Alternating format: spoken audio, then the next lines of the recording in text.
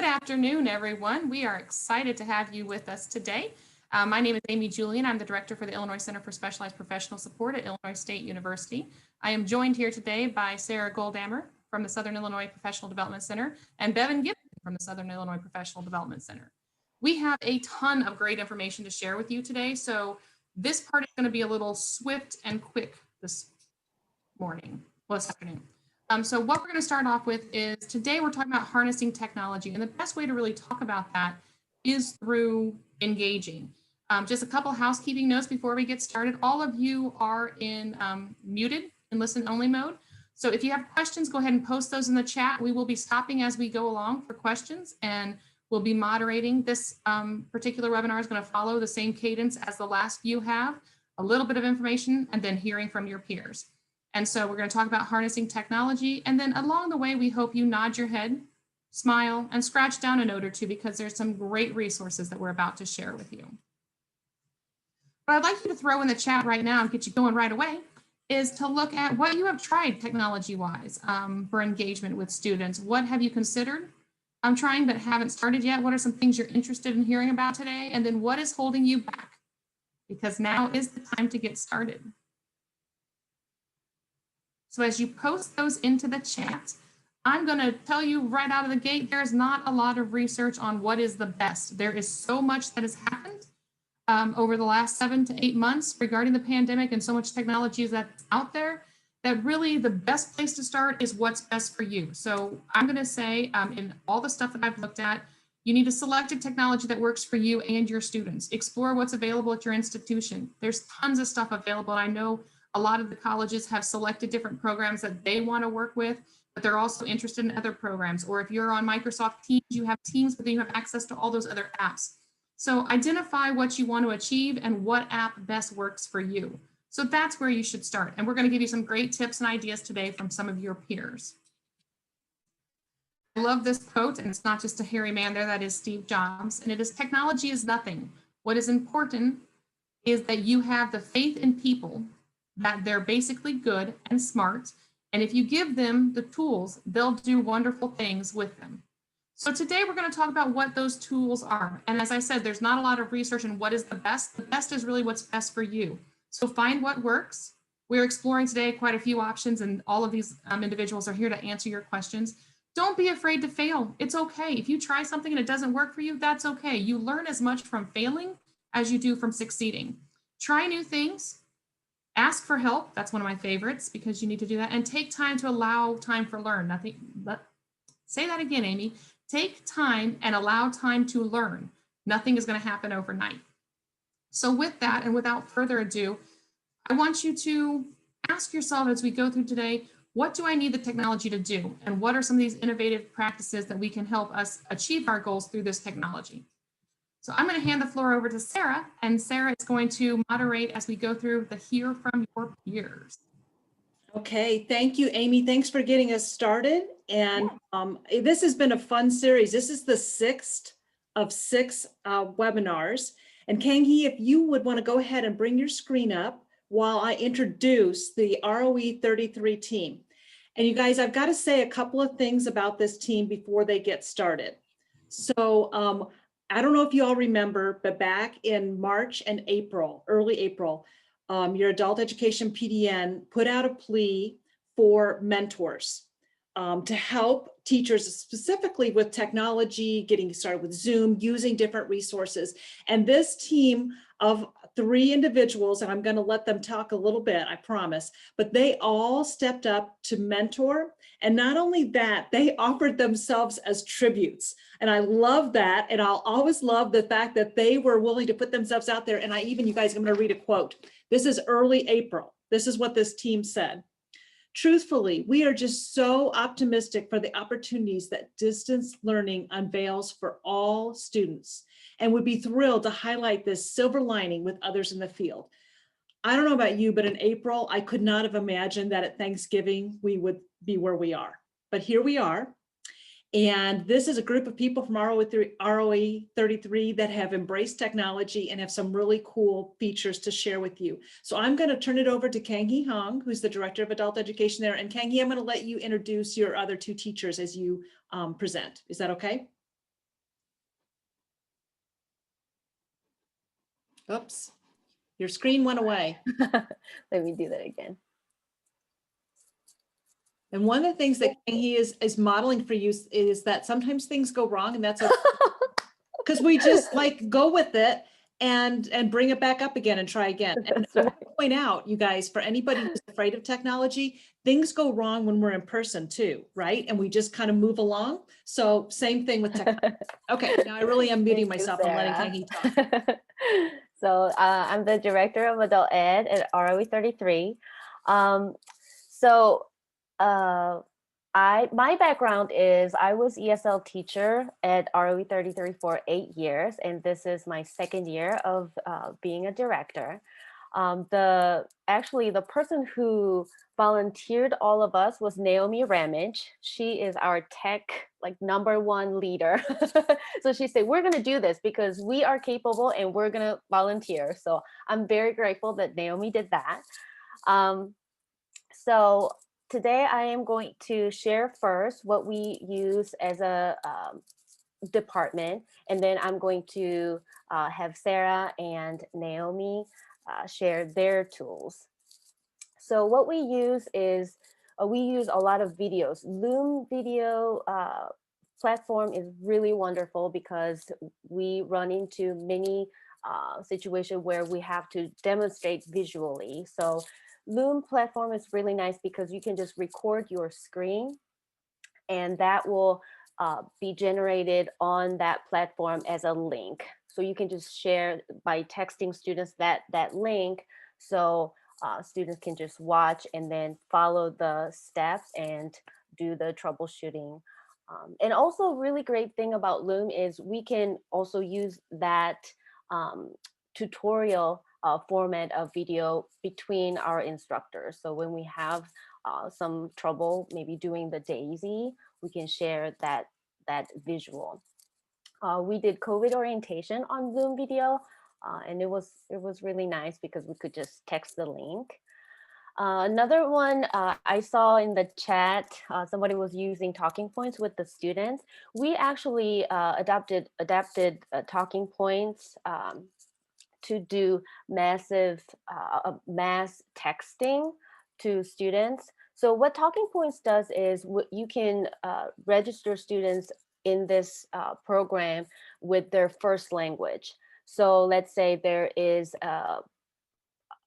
abrupt, urgent cancellation of the class, then we just have to generate one English message, and then that will go to students in their own languages. Just one thing that you have to watch for is when you create that initial English message, you want to avoid any idioms or phrases that could be unclear when it's translated.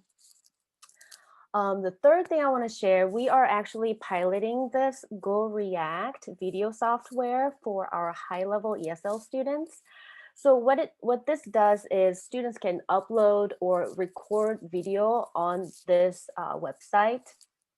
And the beauty of it is you can put your feedback either by typing or voice recording or video itself, and it will just embed into that original video. So when you share that back to the students, they can see where that comment was made, and you can see the teacher directing the pronunciation with mouth recorded mouthpiece and things like that. So Go React is going to be very wonderful for students' speech, pronunciation, conversation, instructional coaching.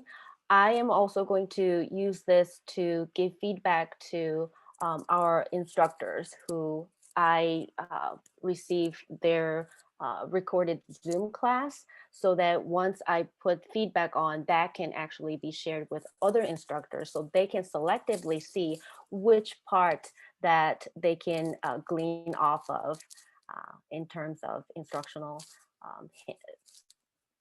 points and good tips. So next, I'm going to have Sarah Hale, our HSE teacher, share her magic tools.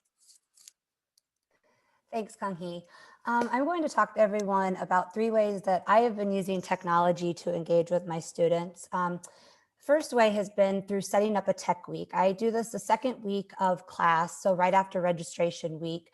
And I use this time to set up website accounts during the term. I have students that will be using their own computer throughout the session, bring in their computer. I also, that's also the time that we will give students computers that are going to be renting computers from our organization.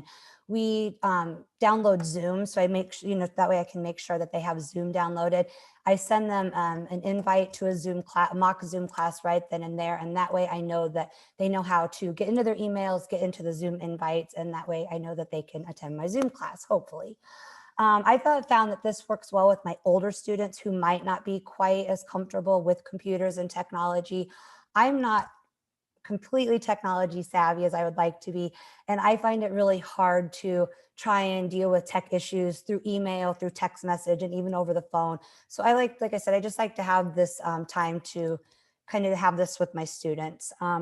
The second way that I work with my students engaging through Tech Week is through Canvas. Canvas is a learning management system that I have chosen to use. I included the website right here. This version is free. There's a paid version as well, but I've chosen to use the free version. I find that Canvas is a really reliable way to get assignments out to students, especially when they don't always have reliable internet connection to meet through Zoom. This way I know that they're doing their assignments and that they're still engaging in class in one way or another. It also has a discussion feature for student interaction, which I really like. And it has the ability to upload all curriculum at one time. You can set the date, time for modules and assignments to publish. I feel like that's pretty common with LMS systems, but I've found Canvas just is really user-friendly and I like it. This is just a picture of my dashboard. I've set my Canvas classes. I've divided it up into my 3 different days. And then this was just an assignment that I had my students do. It was a current event assignment. So the third and final way that I have used technology to engage with my students is through one-on-one Zoom classes. These are one-on-one instructor-student Zoom classes. I spread them out over my 3 nights that I would normally hold my classes in person. They're about 25 to 30 minutes, depending upon how talkative students are that evening. I've really found that this has helped to build rapport with students during this time that we can't be in class and meeting with them face-to-face. I've had really good feedback from my students about this. I've had great attendance rates. Actually, I was looking through this last night before doing this presentation, and I've had about 85% attendance rates. My first and second session just started. But my first session, this worked out really well. I really feel that I can tailor assignments and lessons to each student a little bit more than I can when we're in class. And I like that about it as well. And I did do a student poll after my first session, and they preferred the one-on-one check-in over a large Zoom class. I did try to do large Zoom classes in the beginning. It just seemed really hectic and chaotic. And so I started to do this, and students just really reacted really well to it. So I'm going to go ahead and hand this over to Naomi now. Thanks, Sarah.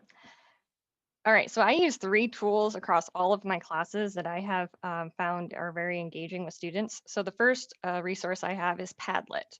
Padlet is an online platform. It's a resource sharing platform. And if you think about it as Pinterest meets maybe Slack, that'd be a good way to look at it. So basically you have these bulletin boards, and on these bulletin boards, you put posts. So it's kind of like adding sticky notes to a bulletin board, really. The way that you can customize your Padlets, you have 8 different layouts to choose from, as well as different editing settings. And these will dictate exactly how you're going to interact with your students and how you're going to use it in your classroom. And I'm about to show you exactly what that is. Kang-hee, could you start the video and enlarge it? So I have here my Padlet dashboard. Really quickly, I'm just going to kind of show you an overview of all the layouts you can choose from. So you see you have a timeline, a chat feature, a grid, you can do shelf, you can do a free form. I'm going to show you a couple examples. Right here, I use a timeline feature to have my my students sequence events in a story. So what I did is I created each of those little bubbles. I had them discuss amongst each other what happened first in the story, what happened next. And then while they talked to each other over Zoom, I just shared my screen and I rearranged the story points for them. And so it's going to be the same with this next Padlet. So I used the shelf model here. We read about voter suppression and voter fraud. And then I just listed off these scenarios over here to the left. I had students read the scenarios, talk amongst each other, and decide whether this scenario was classified as voter fraud, voter suppression, or neither. So these two are examples of how I was the one manually manipulating the notes while they followed along. And then the next two that I'm going to show you, I gave the students editing rights and the link to the Padlet directly. And so we did a word association exercise here. I showed the students how to make a post on here. So they would find their own associations for the word that I posted, and they would create the notes themselves. And this is actually a lot of fun. This is the first time I had students click out of the Zoom window and then come back to it. And we all had a discussion over our posts, and they had to tell me why they chose the post that they made. And so, like I said, I used with both low level and high level students, and it goes over, this one went over really well. And then I haven't used this one yet, but it'll be the same idea. I'm going to give them the link, editing rights. They're going to post on this KWL chart I've made. They're going to post what they know, what they want to know, and then we're going to talk afterwards about what we learned. All right, you can end the video now.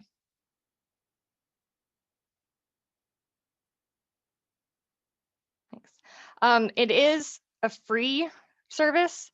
You can get a paid version. The only difference between the paid and the free version is that you can have more active Padlets open for the paid account. I want to say it's a number like 8, so you can have 8 active Padlets, and as long as the rest of your Padlets are archived, though, you can keep the free account. Okay, you can go to the next slide.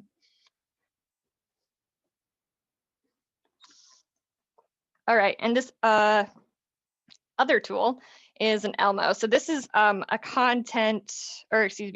camera, like a second camera that you have for your Zoom class. So think of your old-fashioned Elmos, where you would take an image and you would project it onto the wall or to the screen. In this case, I have this handy little Elmo camera, and I can just plug it into my computer and project whatever is underneath it onto my Zoom screen. And so some of the ways I've been able to use this in my classroom is through creating vocabulary note cards with students. You can model anything. If you can model it in person, you can model it on a Elmo. And one thing that I did not think that I would have to do is use it to demonstrate keyboarding techniques. I kind of, you don't think about the fact that your students don't have all these technical skills. So sometimes you got to show them how exactly to do a Control-Alt-C in order to highlight and copy text. So that actually came in handy in a way that I didn't expect it to. You can go to the next slide. All right, and last but not least, if your program can afford it, I would definitely shell out $6 to buy your students password books. So you could find these on Amazon for pretty cheap. This is the one that I use for my students. I very rarely have students asking me afterwards if they, what their passwords are, what their logins are, because I gave them this password book and I showed them how to fill it out right away. If you cannot get a book though, you can also just print out a piece of paper and make sure that they know how to manage their multiple logins and passwords. So those are the 3 tools that I use for all of my students.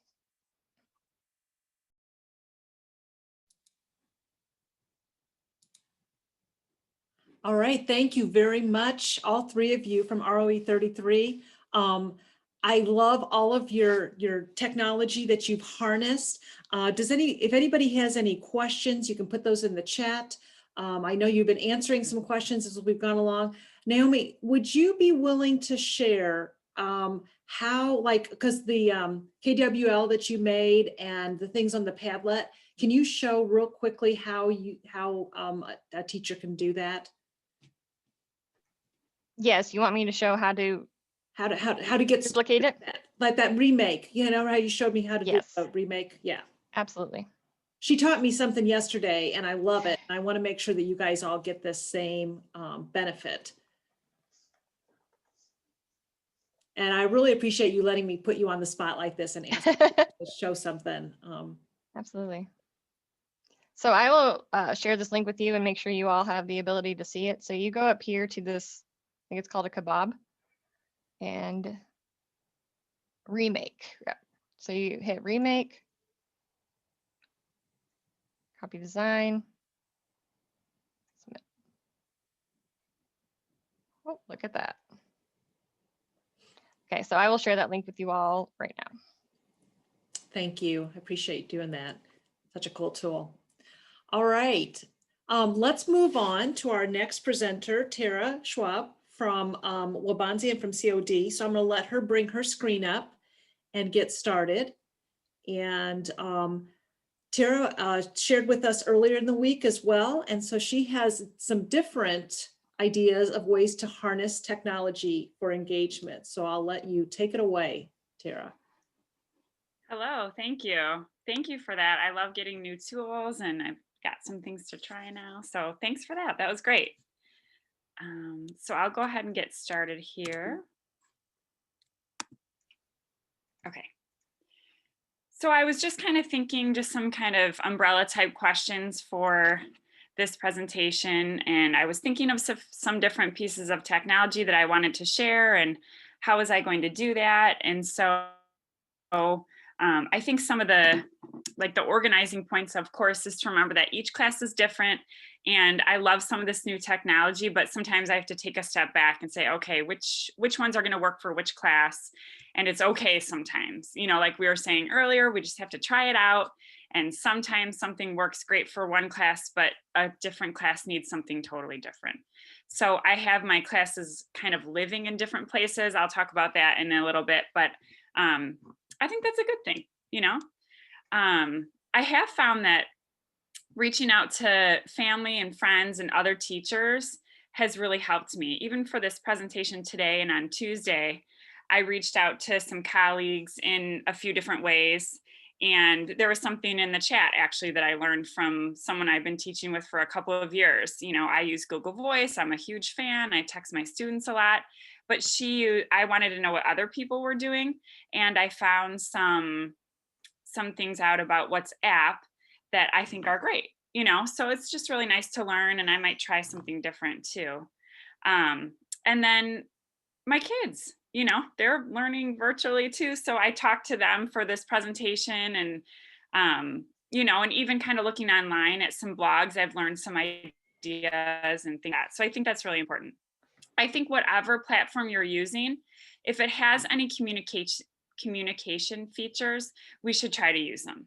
So I know someone mentioned Canvas, you know, or BlackBoard, you know, different learning management systems have different ways that you can send announcements. And sometimes you can click a button and it sends them an email at the same time.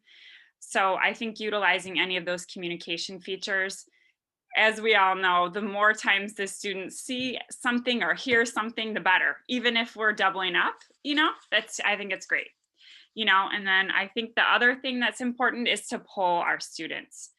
I've been doing this a little bit more through Zoom. You know, I'll set up a poll that's maybe a little bit more of like an exit ticket or how they're feeling about something. But then I've also been starting to send some Google Forms to students through texting. And they're really kind of check-ins, like how are we doing with the technology? Do you feel like you're spending time, you know, working on the technology, or are you able to utilize the technology to learn, you know? So I've been trying to check in with them a little bit more, and I think that's helped me make some adjustments that work for my students. So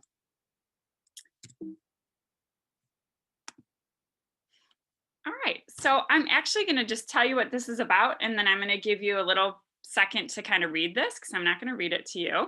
And I know sometimes the quiet time is hard on Zoom. I've been encouraging myself to do a little bit better with that for my students too. But I did poll my kids and a couple of their friends actually about engaging, you know, online and what they feel like has helped them. So I asked different age kids different things. So I'll give this one. This slide is from my daughter, Audrey. who's 10. So I'll let you take a minute to read that one.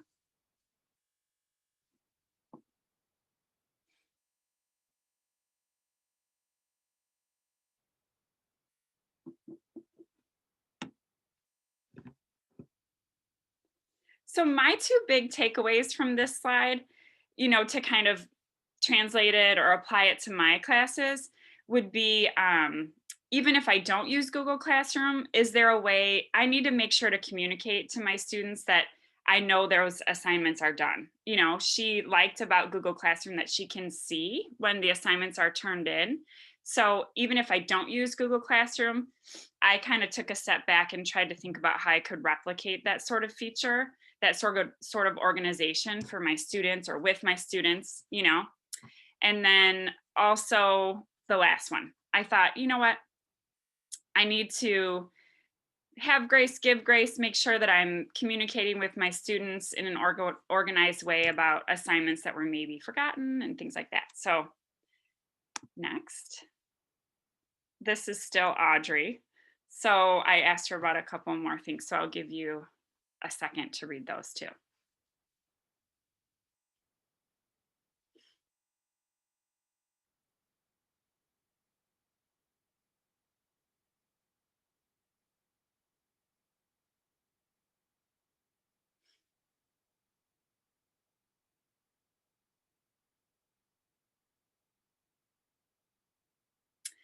So my couple of big takeaways from this one are the Zoom features. So I thought it was interesting to hear from her because she does use both Zoom and Google Classroom with Google Meets for different classes, and she likes those reactions. And so it really kind of encouraged me to use those a little bit more. I definitely went through and showed my students and had them all try using the reactions kind of like in the first week when we were doing Zoom meetings together.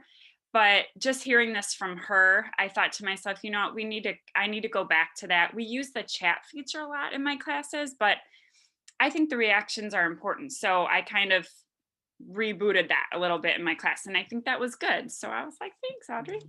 And then the next one, some other technologies, Seesaw, Google, Flipgrid. I've kind of looked around at those, and I'm going to talk about Flipgrid, loving it.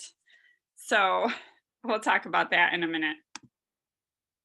So these two are, Ella's my daughter and Grace is her friend. So I'll let you kind of read over this. I kind of opened it to a little bit more of a general question for them.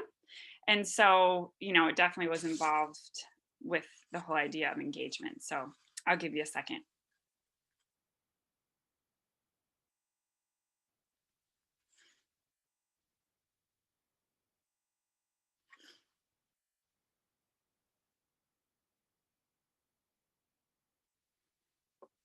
So for this one, the big takeaways for me were, I actually kind of from each bullet point, I thought, okay, Edpuzzle, I tried that one too, love it. So I'm gonna really, you know, give some support to that one. Try it, it's so easy to use. I actually did it this morning with one of my ESL classes. So I don't have a separate slide about that one because I just added this, you know, at the end, but it's just edpuzzle.com. And so what I learned, especially with, again, not all my classes, but the class that I used this for was my ELA advanced class. We are just doing a module that is in Burlington English that's about the environment. And it's been a great module. It's really kind of, I don't know, it sparked a lot of great discussion with my classes, actually. And so I found a video on Edpuzzle and I entered that class as an open class. So you have to do that the first time that you enter the class in. All I did is I typed in ELA 0958 and then I put it as an open class. So what that means is the students don't have to do a login because I just want it to be accessible. I want them to be able to click on something and go to what I want them to see and not have to worry about logins or signing up with something or anything like that. So I sent them all a simple text that just said, please download the free Edpuzzle app. And then if you click on this link, it'll take you to a video. So what it is it's a video that they watch. It's about the environment. It's from PBS. I reminded them to turn on the closed captioning. And it stops the video every few minutes and asks them either an open-ended question or a multiple choice question. So similar to Kahoot, you can find existing videos with questions, or you can create your own. So if you type in a keyword, a bunch of YouTube type videos will come up, and then you can make the stops in the questions. So love it.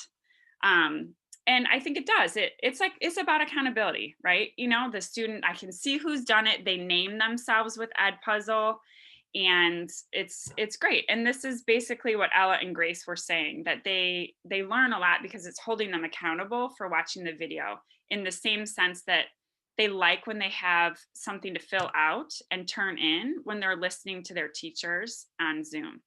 So I thought that was insightful and something that I'm going to work towards in other regards as well. And then the other two, texting, it sounds like we're all on board with the texting, and it's important. And anything we can do to make sure that it's going to the students' phones and then it links from whatever platform you're using, I think is super helpful. And apps. So I even put in the chat, I love that Canvas has an app. It's super user-friendly. So whenever you have a chance to give them the option of putting an app on their phone, I think it's wonderful. They don't have to worry so much about the internet or data or anything like that. Like, for example, I showed my one class VOA News, the Learning English portion of VOA News, and they can watch the news articles and read along and hear the audio, stop it. So that portion of VOA News has its own free app. So a lot of my students have really liked that. They said they've been listening to them, and so it's been good. I reached out to a few colleagues as well, and I found a lot of the same things that we're using. I think the only one that hasn't been mentioned yet is ReadWorks. If you haven't used ReadWorks, again, it's super user friendly. You can pull, okay, there's my timer. So I'll hurry up and finish. ReadWorks, check it out, super easy to use. You can put your students right in with a class code and pull different curriculum from different topics, different grade levels and such. Where does your virtual class live? So my ELA class, I just think it's really important for students to have an accessible, easy way to see what they're supposed to be doing, like a class web page, you know. So in my ELA class, shout out to Burlington English, I use the virtual scheduler for some things, and then I also have everything in a Weebly page because students can just click right on my page, and I have everything. I post recordings, I post different websites, the homework for every day. And then at Wabansi, my class lives in Canvas, and I completely agree that it's been wonderful for communicating expectations and organization and everything. And I love how I have two classes in Canvas. I can create a module in Canvas and copy it to my other class. So it's great. So my Flipgrid journey, I want to do this really quickly. I love it. And actually, I wanted to say I had a student, I tried Flipgrid last week, and one of my students from my GED language arts class said to me, hey, now that we're going all virtual again, we were hybrid before, but we're switching back to all virtual. She said, are we going to get to do those videos again? Because I thought it was great. And you know what? I got to see their faces for the first time because we wear masks at school. So we were all like, oh my gosh, that's what she looks like, you know? So I didn't get permissions to share the videos, but I can show you just a clip real quick of one of my kids' Flipgrids. So in my class, we're reading the book In Cold Blood with my language arts GED class. And so I asked them on Flipgrid, so they just got a text on Flipgrid, a text link to Flipgrid, and they clicked on it. And it said, if you could ask Truman Capote one question, what would it be? And then I asked them to answer the question in a video. So they just did like little one. I said, don't worry about what you look like or anything like that. Just answer the question. And they had some really cool things to say on their videos. But I didn't get permissions, but my daughter had a similar assignment. Her teacher actually put a little video for them to watch, and she had a Google Doc linked to it. And then she asked them to talk about their health triangle. So you can just see, they just make a little video. Hi, my name is Maren. And for the physical part, I put down soccer and basketball because I like to play sports. And I put down bike riding because I like to go on bike rides. And for social, I put down friends and family. So she's talking about a health triangle. So the teacher reminded them with a visual what the health triangle is, and then she asked them to make little videos to describe where their lives fit into the health triangle. So I really encourage you to try Flipgrid. It's a great tool. So I know I'm over my time, so sorry about that, Sarah. I'll stop sharing.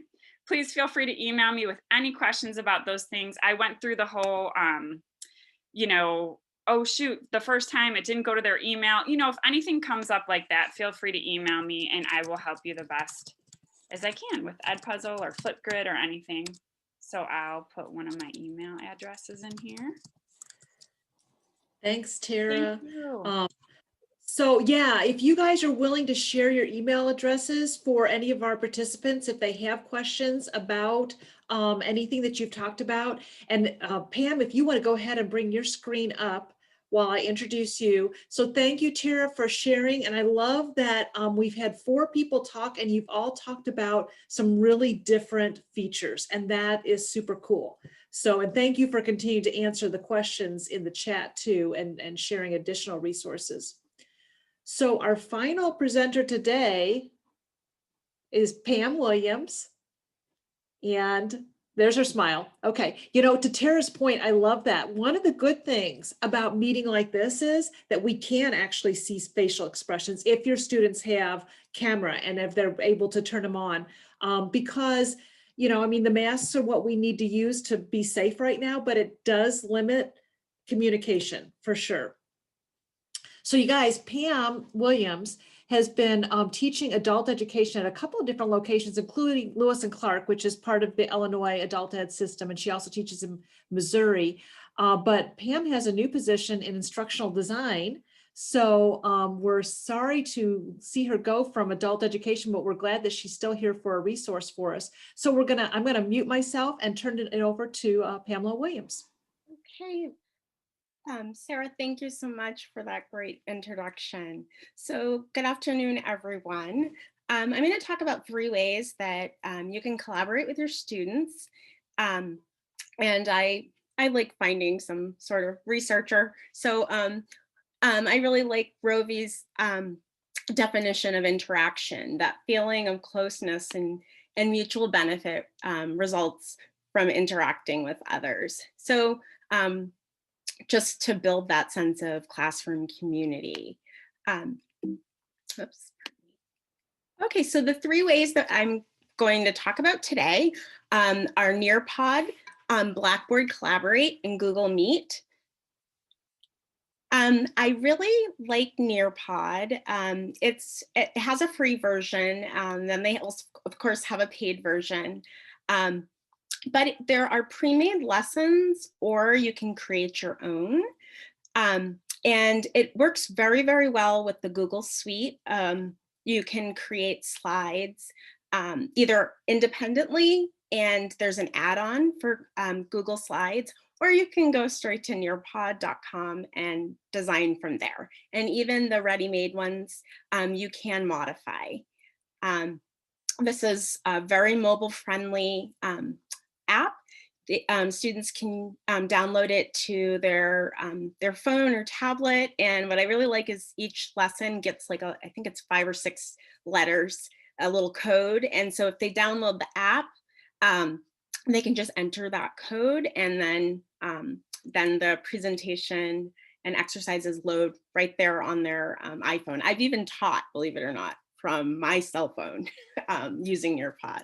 So I really enjoy it. And they frequently come out with additional integrations. They're now offering a Zoom integration. So that way you don't necessarily have to do like open up your video conferencing to get the audio. So you may want to try that out.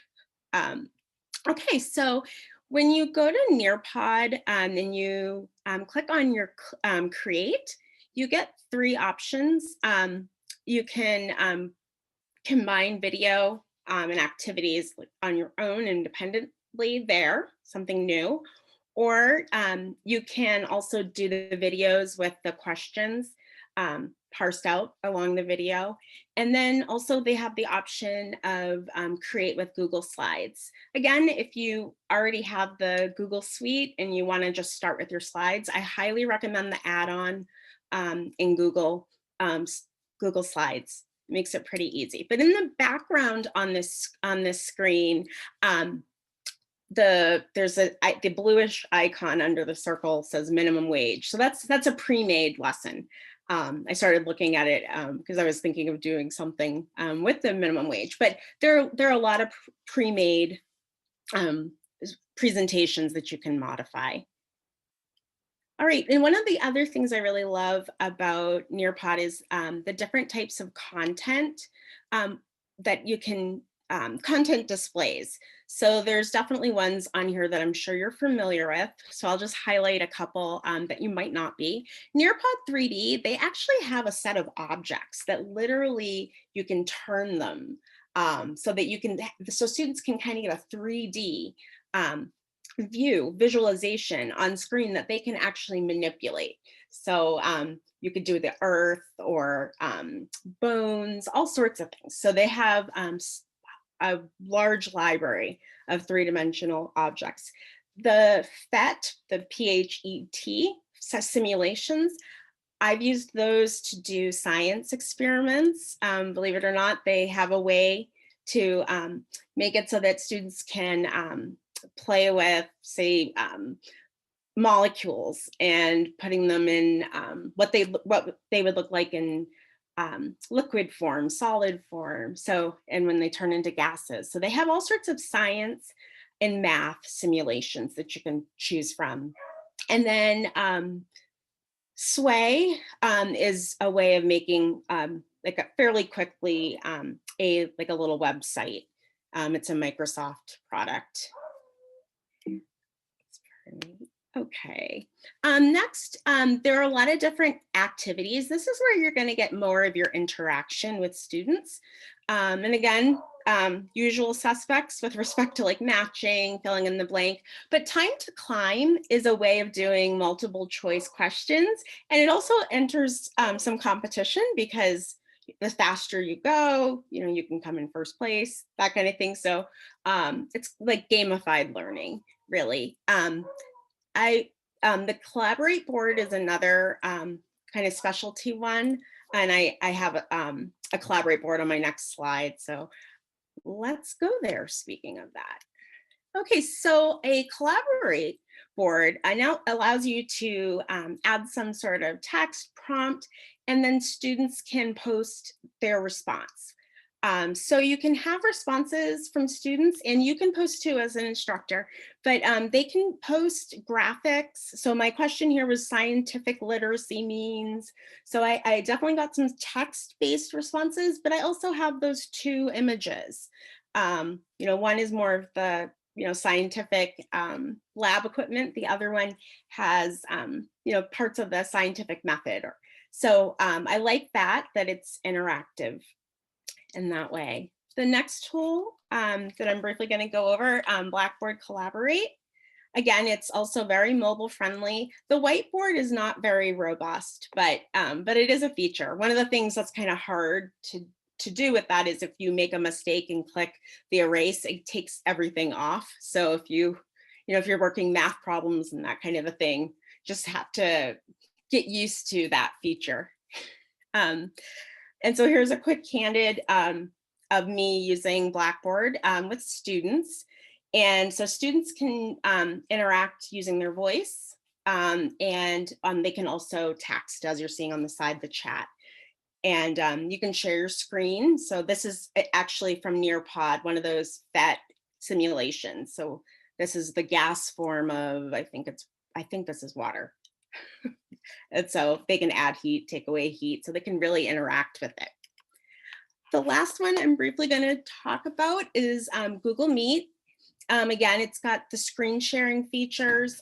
There's usually additional features that are added pretty regularly because they're, you know, trying to compete with Zoom and some other products on the market.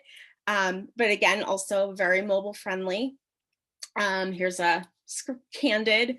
So across the bottom here, your usual microphone, hang up the video. And then I have actually an attendance add-on, pardon me, that I used to do my attendance. It just pings them. And so at the end of my Google Meets, I get the users' names and 76 minutes or so.